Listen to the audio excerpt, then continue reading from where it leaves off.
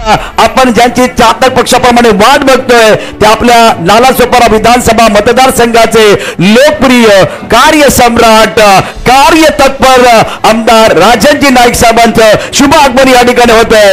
अगदी आपण बघू शकता एक मोठी स्पर्धा मानाची स्पर्धा आपल्या स्क्रीनवरती सिमेंटच्या हे दृश्य सध्या आपल्याला बघायला मिळतंय। आदरणीय सन्माननीय राजनजी नाईक साहेबांचं शुभ आगमन मान्यवरांचं या ठिकाणी आगमन होत आहे।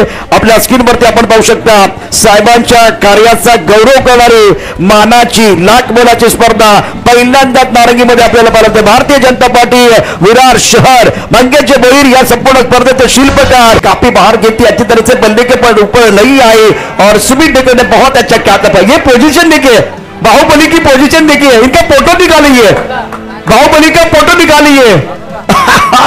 सुप्रीमो चषक में आपने देखा था वो वीडियो वायरल हुआ था, टीम थी दिल्ली धमाका। अब आपके पास गेंदे शेर 2 और 13 रनों की जरूरत है। इसका मतलब 2 बड़े स्ट्रोक आपको खेलने होंगे और एक विकेट आपके पास बचा हुआ है। बिल्कुल आपने कहा ना फोटो पण सुमित डेकलीचा करायचा की राजेश नायडूचा, कारण त्यानं 5-4 पूर्ण केलाय। पैशाची डिमांड केली तर आम्हाला मंगेश भोई नावानी जे आमदार चषक होतं ज्याच्या मंगेश भोई नावाच्या व्यक्तीने आम्हाला चेक दिला।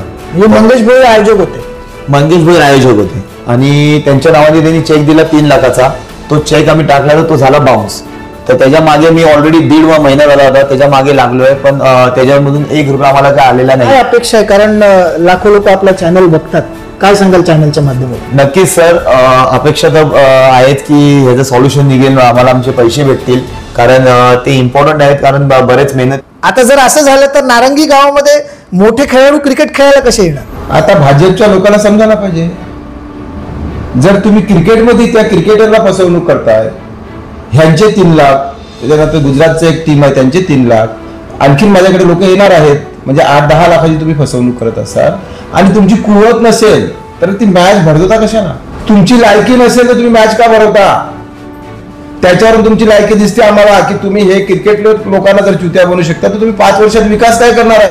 आपण पाहताय टॉप 10 महाराष्ट्र न्यूज। भारतीय जनता पार्टीच्या नेत्यांना नेमकं काय झालं? वसई विरार शहरामध्ये भारतीय जनता पार्टीच्या आमदारांचा आणि नेत्यांचं ताळमेळ जुळतंय का? आता हे प्रकरण एका क्रिकेट खेळासंदर्भातलं आहे आणि माझ्यासोबत यावेळेला एक चांगला क्रिकेटर म्हणून ओळखला जाणारा सुमित डेगळे आहे। यूट्यूबवरती सुमितचं नाव तुम्ही जर सर्च केलात तर सुमितचे अनेक क्रिकेटचे गेम तुम्हाला पाहायला मिळतील। हे संदर्भ आहे नारंगी गावातील मे महिन्यामध्ये नारंगी गावात आमदार चषक नावाची एक स्पर्धा झाली। त्या स्पर्धेचं लाखोचं बक्षीस होतं।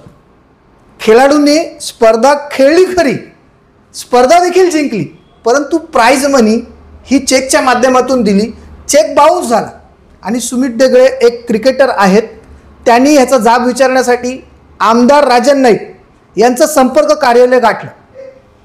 आमदार राजन नाईक त्यांना काय म्हणाले हे सुमित डेगळे यांच्या तोंडूनच आपण ऐकून घेऊ। सुमित जी, टॉप 10 महाराष्ट्र न्यूज मध्ये आपलं स्वागत। धन्यवाद। खरं तर खेद आहे की तुम्ही एक खेळाडू आहात, महाराष्ट्राचं नाव क्रिकेटमध्ये एका स्टेजवर घेऊन चाललाय, असं असताना तुम्हाला मदत केली पाहिजे। नेमकं काय प्रकरण झालंय तुमच्याबरोबर? नेमकं ही टुर्नामेंट झालेली नारंगी ग्राउंडला आणि त्याचं बक्षीस होतं 10 लाख रुपये आणि आम्ही त्याचा रनरअप होतो, तर आम्हाला ते बक्षीस येणार होतं। आणि ऑलरेडी या प्रोफेशनल क्रिकेटमध्ये ऑलरेडी सगळे वेगवेगळ्या स्टेटचे क्रिकेटर सोबत असतात, त्यांचा खर्च असतो बऱ्याचपैकी।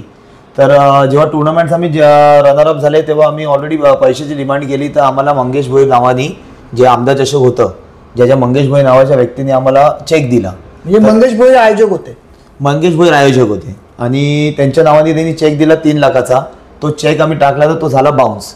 तर त्याच्या मागे मी ऑलरेडी 1.5 महिना झाला होता त्याच्या मागे लागलोय, पण त्याच्यामधून 1 रुपया आम्हाला काय आलेला नाही आहे। त्याच्याच कारणे जे प्रोफेशनल क्रिकेटर आहेत टीममधले ते ऑलरेडी मला प्रश्न विचारतात की आपल्याला ती पेमेंट कधी येणार, काय येणार। इवन बरेच स्टेटचे क्रिकेटर आपल्यामध्ये खेळतात आणि आपण ऑल ओव्हर इंडियामध्ये सगळीकडे क्रिकेटर्स जे आहेत ते त्या ग्राउंडला आलेले। तर अगर होतंय तर मग इन फ्युचर त्या ग्राउंडला पुढचे क्रिकेटर खेळू शकत नाही। मग तुम्ही राजन नाईकांकडे तुमची जी काही गोष्ट आहे ती घेऊन गेलात, मग राजन नाईकचं काय उत्तर होतं? मी सरांकडे पण गेलेलो, राजन नाईक सरांकडे, त्यांच्याकडे गेलो, त्यांना सांगितलं हे सगळं सविस्तर की काय झालं काय नाही। त्यांनी मला नंबर दिला, पण त्याच्यातून पण काय मार्ग निघाला नाही। तर मग नंतर मी मामांकडे भेटलो, तर मामांनी बोललं की आपण बघू, आपल्याकडे प्रयत्न करू, जर झालं तर मग आपण करू. मग आज म्हणून मी मामांकडे आलो आणि त्याच करता मी आता इथे बसलो. काय अपेक्षा आहे, कारण लाखो लोक आपला चॅनल बघतात, काय सांगाल चॅनलच्या माध्यमातून? नक्कीच सर, अपेक्षा तर आहेत की ह्याचं सॉल्युशन निघेल, आम्हाला आमचे पैसे भेटतील, कारण ते इम्पॉर्टंट आहेत. कारण बरेच मेहनत केलेली आहे आणि बरेच इन्व्हेस्टमेंट जे स्पॉन्सर्स असतात तेही करतात आमच्या मागे. तर त्यांचे पैसे हे अडकून असे राहिले तर इन फ्युचर जे क्रिकेट प्रोफेशनल आहे त्यालाही थोडा त्रास व्हायचा म्हणजे होऊ शकतो. तुमचा पर्सनली काय असा दुसरा व्यवसाय आहे का, फक्त क्रिकेटवरतीच तुमचा उदरनिर्वाह चालतो? मी ऑलरेडी फक्त प्रोफेशनल क्रिकेटच खेळतो. मी लेदर बॉल क्रिकेट आणि टेनिस दोन्ही खेळतो. त्याच्यावर सगळं चालतं, त्याच्यासाठीच हे सगळं धावपळ असते. मग आता ज्यांना पैसे द्यायचे ते तुमच्याकडनं पैसे मागत ते असते? ऑलरेडी फोन येतातच आहे. तेच सांगितलं मी की 1.5 महिन्यापासून मला फक्त मागे पुढे करतायत. मी त्यांनाही जे मला पैसे बोलतायत, मला माझे जे क्रिकेटर्स आहेत त्यांनाही मी सांगतोय की असं असं होतंय करून. तर मी प्रोसिजरमध्ये आहे, काय झालंच तर मी नक्कीच तुम्हाला सांगेन.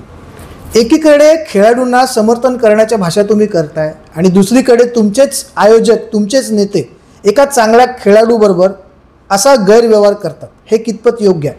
सुमित ढगळे तुमच्याकडे येऊन थकले, अखेरीस त्यांनी शिवसेना उद्धव बाळासाहेब ठाकरे गटाचे जे फायर ब्रँड नेते आहेत जनार्दन मामा उर्फ जन्या पाटील त्यांच्याकडे आलेले आहेत, जन्या मामाकडे.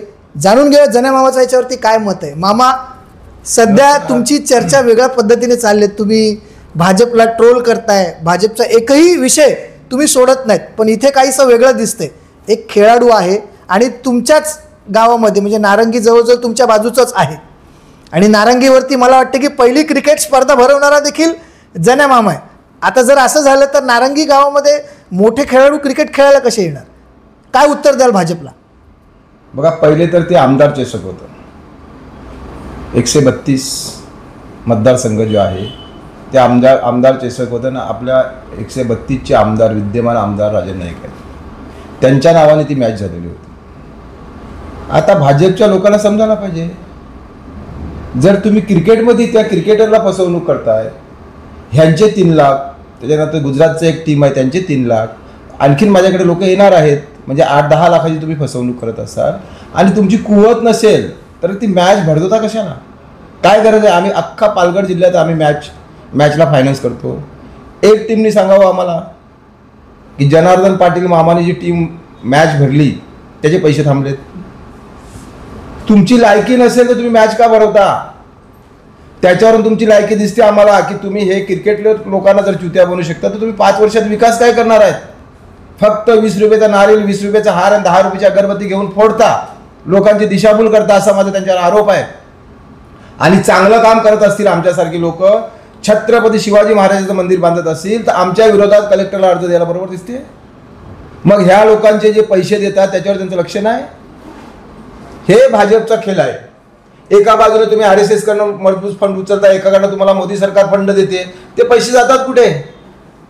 का त्या आमदाराला 2-5 लाख रुपयांचे देता येत नाही? त्याची कॅपॅसिटी नाही का?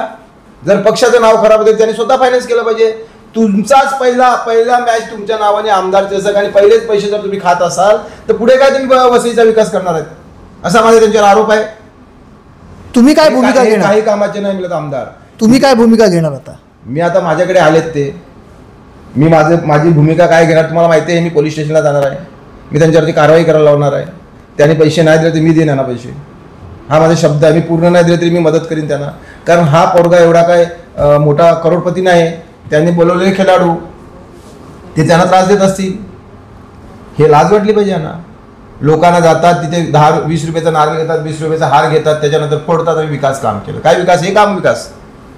ह्याच्याने तुमची बदनामी होत नाही, त्यांना कळत नाही ते. मग असे जे तुमच्या भाजपचे जे काही कार्यकर्ते आहेत त्यांना हाक लावून लावा ना. कशाला ठेवले भाजपमध्ये? हे काही काम करू शकत नाही, हे फक्त लोकांना चुत्या बनवायचे धंदे करतात. मी कालही सांगितलेलं आहे, त्या 41 बिल्डिंगचा जो विषय आहे त्या लोकांना जाऊनची फसवणूक केली, ते आज रोडवर आहेत. त्या डिबेटमध्ये मी काल बघितलं, तो एक त्यांचा कोणतरी भाजपचा तो साऊथ इंडियन कोण होता, तो बोलतो आम्ही प्रयत्न करतो त्या लोकांना घर मिळवून देण्यासाठी. अरे हे 3 लाख देऊ शकत नाही तुम्ही घरं काय देणार? तुमची क्वालिटी काय ते दिसते लोकांना. ही परिस्थिती आज भाजपची आहे. त्यामुळे येणाऱ्या महानगरपालिकेच्या इलेक्शनमध्ये लोकांनी यांना घरी बसवा, यांना निवडून दिलं तर ते वसईचा पूर्ण वाट लावून टाकतील. एवढंच मला बोलायचं आहे. या प्रकरणात आता खरंच सुमित ढगळे याला पैसे मिळतील का? भारतीय जनता पार्टीचे नालासोपारा 132चे जे आमदार आहेत राजन नाईक ते एक योग्य भूमिका घेतील का? ज्या आयोजकाने ही स्पर्धा भरवली त्या आयोजकाकडे जर पैसे नसतील तर त्यांनी ही स्पर्धा का भरवली? आणि 1.5 लाख रुपये या 1.5 लाख रुपये या क्रिकेटची एंट्री फ्री होती. म्हणजे जवळजवळ पैसा आलेला गेला कुठे? एक तर तुम्ही बाहेरून पैसा उचलला आणि दुसरा खेळाडू आहेत त्यांच्याकडनंच पैसा उचललेला. मग हा पैसा गेला कुठे? या सर्व विषय आपलं काय मत आहे कमेंटच्या माध्यमातून आपली प्रतिक्रिया आम्हाला नक्कीच कळवा. भारतीय जनता पार्टीचे आमदार, खासदार आणि नेते यांच्यामध्ये संगनमत नाहीये का? येणाऱ्या वसई विरार शहर महानगरपालिकेला खरंच याचा काही फरक पडेल का? Top 10 Maharashtra news, Vasai Virar.